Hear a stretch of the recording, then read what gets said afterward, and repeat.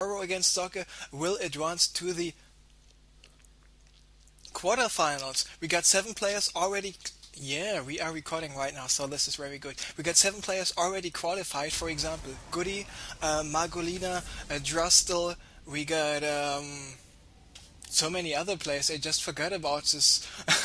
But the players in the quarterfinals are very, very good. And for the King of the Month tournament, we got already qualified Naniwa. We got qualified. What's his name? Strelok from Mouse Sports. Naniwa now from with not Meteor Magus. Naniwa is now with what was the plan again? He was at Empire, and then he switched from Empire. He was at Meteor Magus, and he switched to Team Dignitas, of course.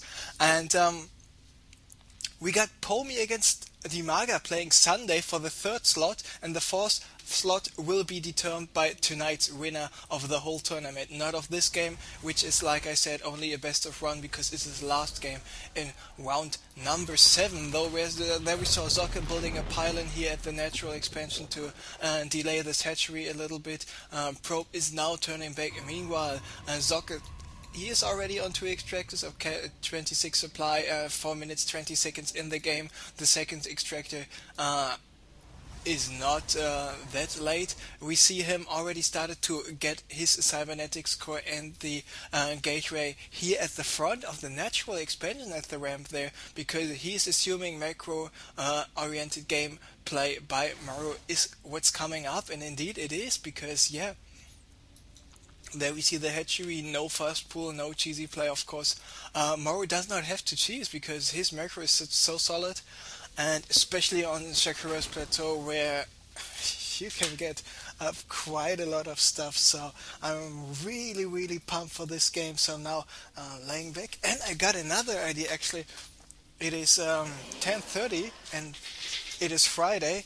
So what does this mean? It is time for me to get my first beer. So I said good evening. I said ladies and gentlemen in many different languages. Now let's go with cheers. So we got cheers, we got salute, prost, na zdrowie, kipes, na zdravi.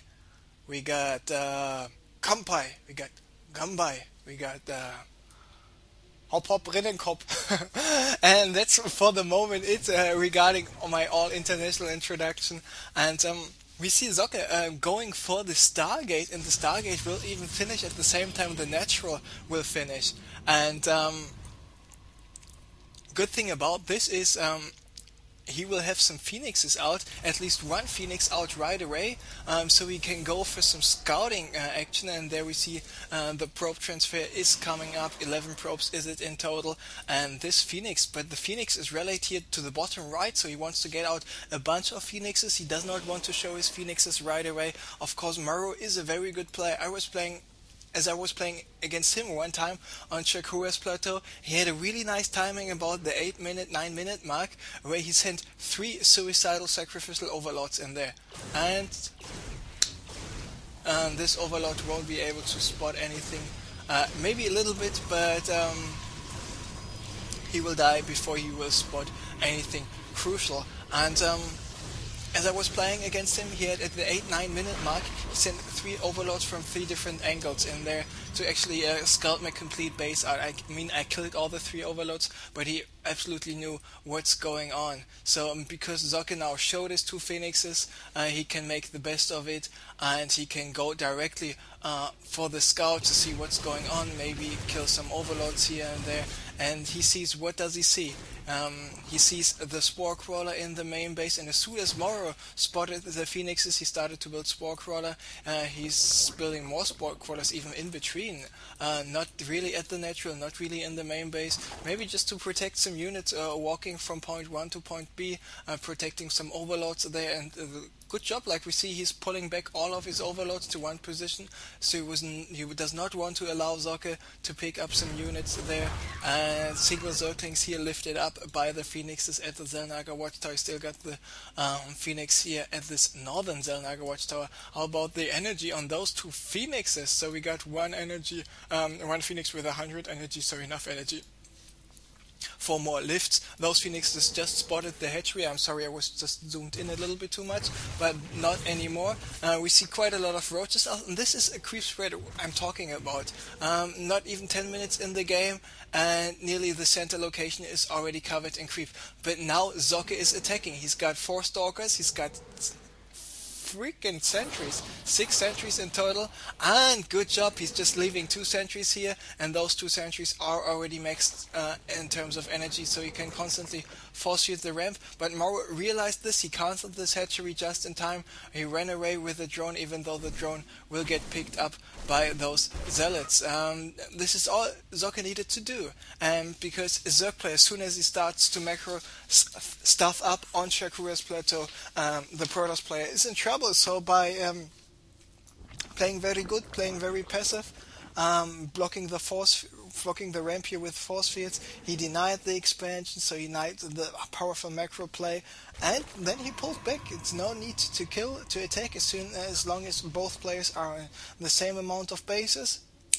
No need to attack, just macro up, get more upgrades, and we saw that Socke was able to, for example, in the last game, against Gnome, that he was able to get the +3 attack, the +2 armor, and 22 minutes in the game, getting so many upgrades out of one forge. So he really has good timings regarding the chrono boost on his forge, for example.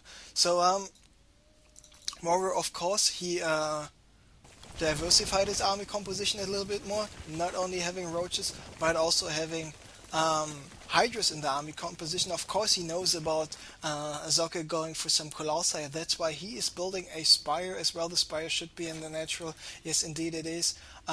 So with the Spire being there, he can get out quite a lot of Corruptors there as well. Sacrificial Overload just spotted everything out. Even though the Overload spotted everything out, it still will get killed by those Phoenixes.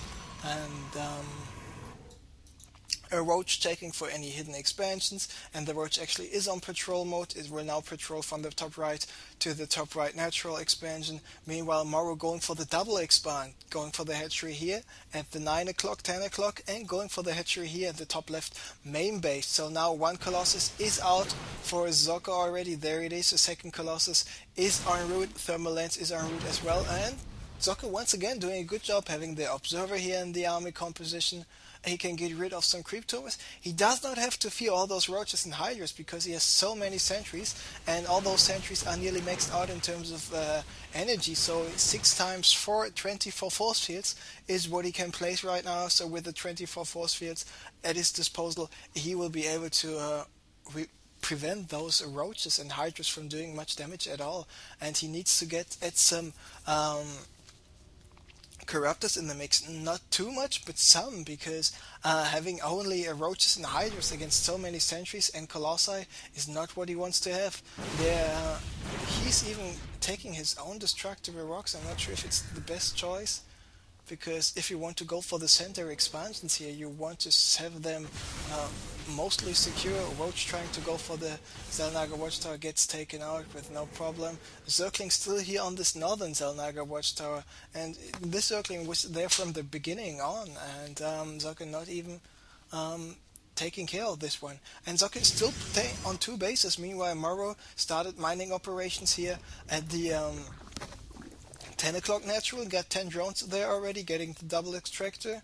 He got some drones here at the top left expansion, and Thermal Lance Colossi are now used to get rid of the Spine Crawler. Spine Crawler are not getting unburrowed, so he just can move on, he can watch out, and of course now MorroW is moving in, and he's got a nice angle here, so we take out quite a lot of Colossus, but now with all the sentries providing all the force fields, he is not in a bad position. The Colossi are doing so much damage, and MorroW actually decided to move in before he got enough Corruptors out.